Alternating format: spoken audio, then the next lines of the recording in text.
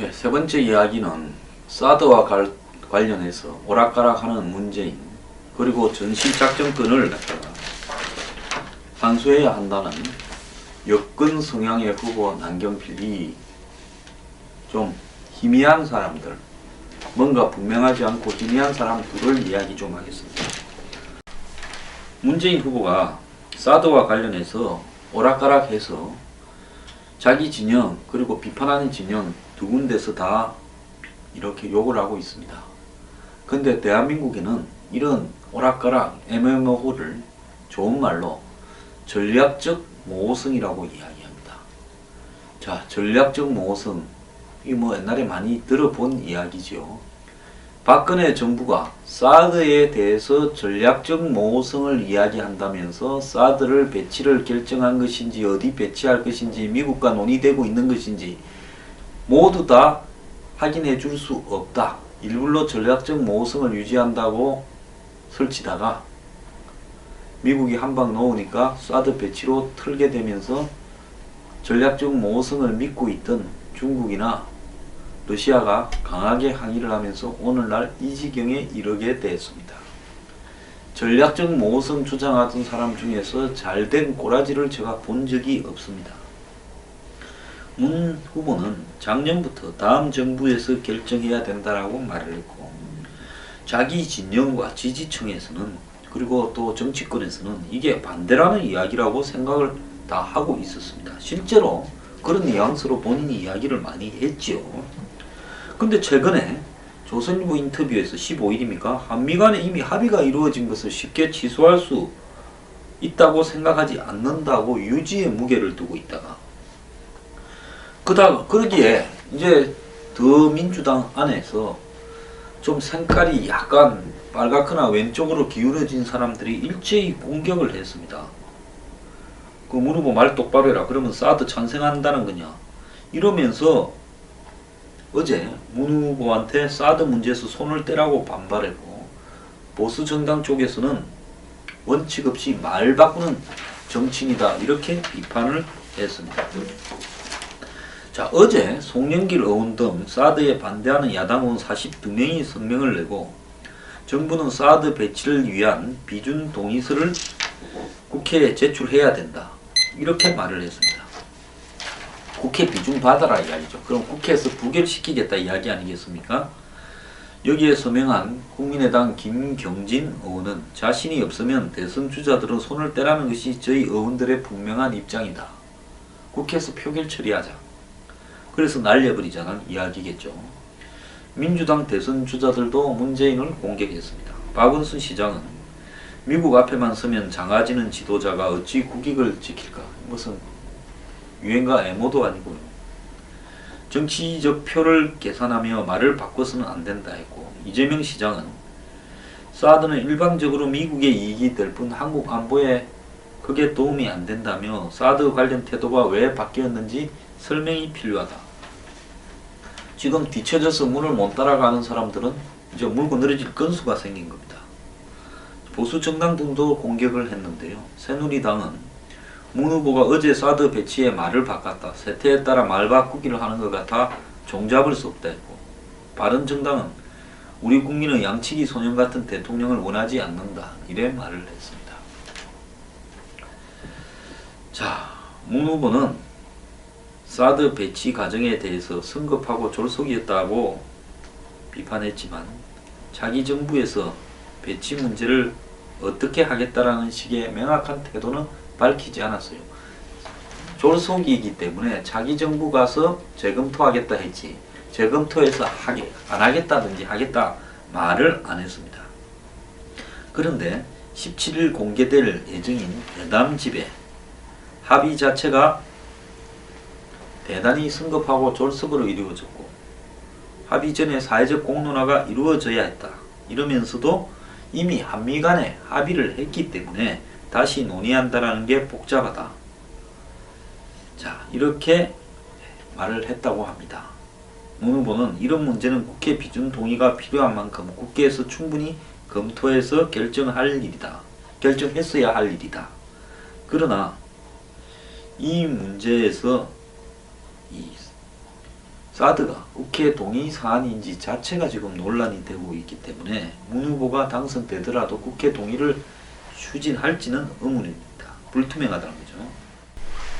문재인은 지난 7월달에 사드에 대해서 첫 언급을 했는데요.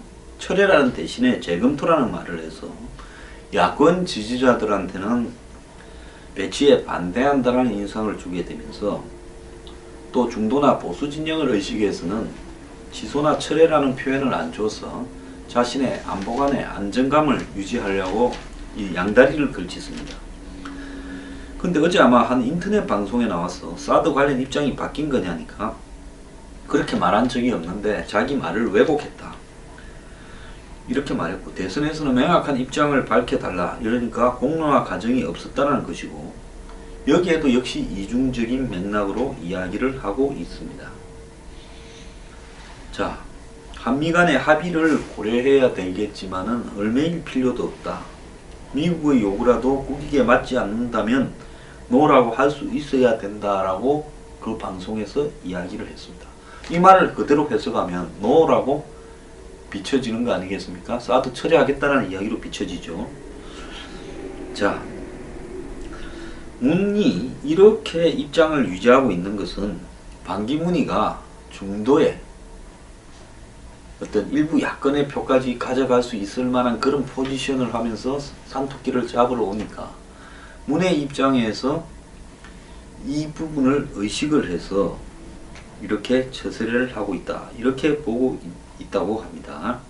그러면 문이 자기 진영으로 표를 얻으러 오면 자기도 상대 진영으로 표를 얻으러 들어가야 되니까 이렇게 전략적 모호성을 하고 있는데 이게 이제 문이 압도적인 우위를 유지할 수 있다면 이것이 좀 양쪽에서 욕을 먹더라도 유지될 건데 문의 지지가 조금 흔들리게 되면 양쪽에서 다 양다리 걸치기라고 비판할 거고 이렇게 비난을 받을 수 있다는 거죠. 근데 이런 이야기들은 선거운동 전략가들이나 하는 이야기고 제가 이 평가를 하자면 문 대표 이러면 안 됩니다. 국가적 중대사에 대해서 찬성하는가 반대하는가를 명확하게 하고 그 말의 결과에 따라서 자기의 의지의 결과에 따라서 대선에서 심판을 받는 것이 맞다고 봅니다. 이런 식으로 애매하게 해서 언제까지 버틸 수 있을 것 같습니까? 대선 기간 짧아졌다 하더라도요. 앞으로도 4, 5개월은 걸릴 건데 그 4, 5개월 동안 이런 입장을 가지고 버틸 수 있다고 보십니까?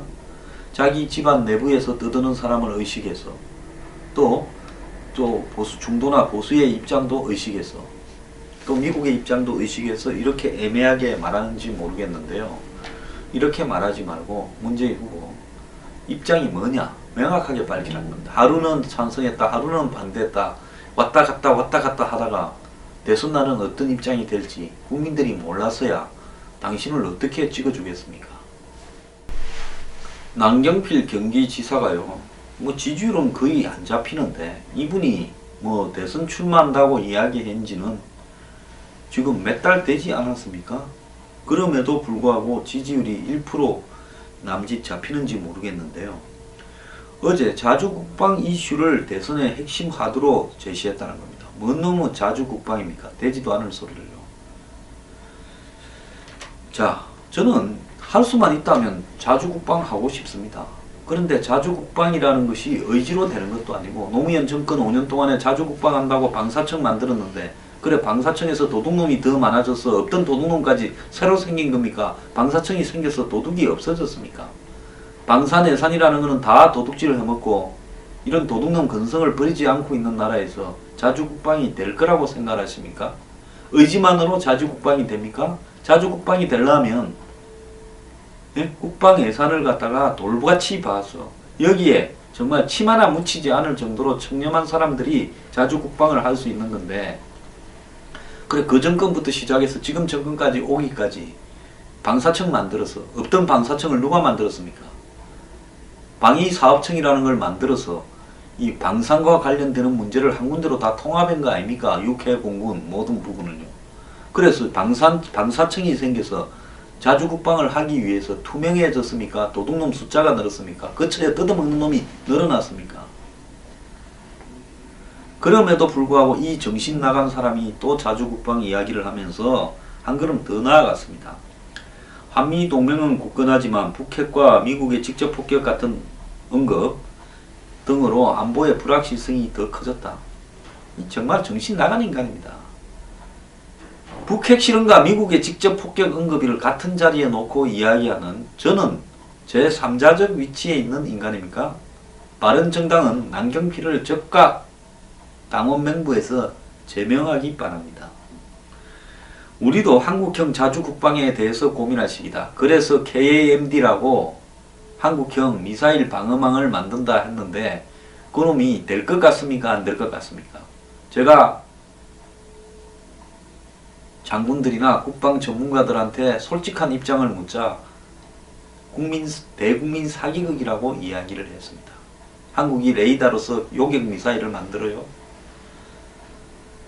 자, 그래서 이제 우리도 한국형 자주국방을 고민해야 된다. 한국형 자주국방의 시작은 전시작전권 환수다. 문재인과 똑같은 소리를 하고 있는데요. 무슨 야권과 경기도를 갖다가 한마디로 개방을 해서 같이 운영을 하겠다 어쩌다 하더니만 야권에 아주 더러운 것만 배워와가지고 이야기를 하고 있습니다. 독일의 메르켈 총리도 미국의 안보 협력을 영구적으로 기대할 수 없다며 자주국방을 추천한다. 그래서 독일에 미군이 없습니까? 미군이 유럽에서 가장 많이 있는 데가 유럽의 미군의 핵심 기지가 다 독일에 있습니다. 한국형 자주국방은 단순한 군사력의 확장이 아닌 새로운 시대에 맞는 군대의 개념을 정립하고 개혁 과제를 추진하는 거다. 남지사는 이와 관련해서 전시작전권 환수, 핵보유 상황 점검과 핵무장 가능 등 다양한 대안에 대한 준비, 핵무장 지랄하고 자빠졌네. 인구 절벽에 대한 모병제 전환. 이자는 정가 1범에서 이제 정가 2범, 3범으로 가고 있습니다. 병무비리, 방산비리, 군내 가혹행위 등에 대한 원스트라이크 아웃제 도입. 이자의 아들이 군내에서 가혹행위로 처벌받지 않았습니까? 제대로 받지도 않았지만 군인에 대한 적절한 처우 및 전략 극대화 예산 배정 등을 제시했는데요. 자, 남경필 정신 좀 차리기 바랍니다. 이자는 어제 2022년까지 사병 월급을 최저임금 50% 단계까지 단계적으로 인상하고 법인세의 감면 축소로 연간 6조 6천억, 2022년까지 15조를 확보해 이 가운데 7조를 사병 채우 개선에 사용하면 된다.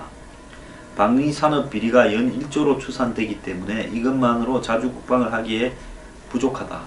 대선에서 법인세를 인상할지 법인소득 공제를 정리하는 수준의 정세를 할지 논쟁이 필요하다. 2005년에 태어난 아이들이 2025년이 되면 군대에 가는데 현재와 같은 병력 구조를 유지하면 40개월을 근무를 해야 된다. 그래서 또 모병제 이야기하고 자빠졌습니다. 인구 절벽이 되면 기본적으로 징병제는 해야 되고 징병제에 더해서 아마 하사관이나 장교들도 더 모집을 해야 되는 쪽으로 가야 될 건데 모병제를 해서 전원 직업군이나 시키겠다는 겁니까? 정신 나간 인간입니다. 그 다음에 사드에 대해서도 중국이 우려하는 점을 명확하게 정리하고 사전 설명하는 과정이 생략돼 어려움을 겪는다. 이렇게 말을 했는데요. 저는 정치는 남경필이처럼 공부가 덜 된 사람이 해서는 안 된다고 보고 있습니다. 물론 정치인들 중에 수준이 다 거기서 50보 100보지만은 적어도요. 새로운 아이디어를 이야기를 하려면 그 아이디어에 따르는 여러가지 제반 상황들을 객관적으로 봐야 되고요. 그리고 신중하게 말을 해야 되는 겁니다. 자주국방이라는 이야기도요. 지금 한국의 현실에서 한국의 현 시스템으로 저는 자주국방이 상당 기간 쉽지 않다고 보고 있습니다. 이렇게 경제가 어려운데 우리가 자주국방을 하려면 국방 예산을 지금보다는 한 2배로 늘려야 될 거고 더 나아가서 방산 비리를 하는 사람은 직위고하를 막론하고 사형에 처해서 연간 수백 명씩은 사형시켜야 근절될 거라고 보고 있습니다. 지금 사병들의 월급을 착취하는 구조로 솔직히 말하면 군이 운영되고 있는데요. 15만원 월급 주지 않습니까? 이 사병들 월급을 생활비가 가능한 정도로 100만원을 주거나 한 150만원을 준다고 칩시다. 자, 그래서 그것이 징병제지만은 그래도 월급을 정상으로 정산을 해주는 중공무원 같은 시스템으로 간다 하더라도요, 그 돈을 지금 감당이 불가능할 겁니다. 자, 이런 상황에서 노동력에 대한 비용이 전혀 들지 않고 모든 국가 전력을 GNP나 GDP나 국민 1인당 소득이나 이런 부분에 한국보다 턱없이 부족한 나라지만 북한이 말입니다. 거기만 집중하고 있습니다. 나머지는 알 바 없어요. 그럼 북한 전쟁에만 국한되어서 기술과 인력 착취를 집중하고 있는, 그리고 훈련을 집중하고 있는 북한과 지금 한국처럼 이렇게 위에서부터 밑에가 다 허리멍텅해지고 있는 집 상류층 자식들이 병력 의무에서 다 빠져나가고 방산 비리로 썩어내가 진동하는 이런 나라에서요, 남경필이 이야기하는 자주국방이나 방산비리 척결이 되겠다고 생각합니까? 남경필이요, 방산비리를 저지른 자는 직위 고하를 막론하고 사형에 처한다는 말만 하나 넣어도 조금은 인정해 주겠습니다. 남경필이 말을 하려면 다 하던가요. 어설프게 모르면 적당히 하지 말기를 바랍니다. 식자우안이라는 말이 있는데 남경필같이 어설프게 배운 자가 사고친다, 이런데 이야기를 하고 싶습니다.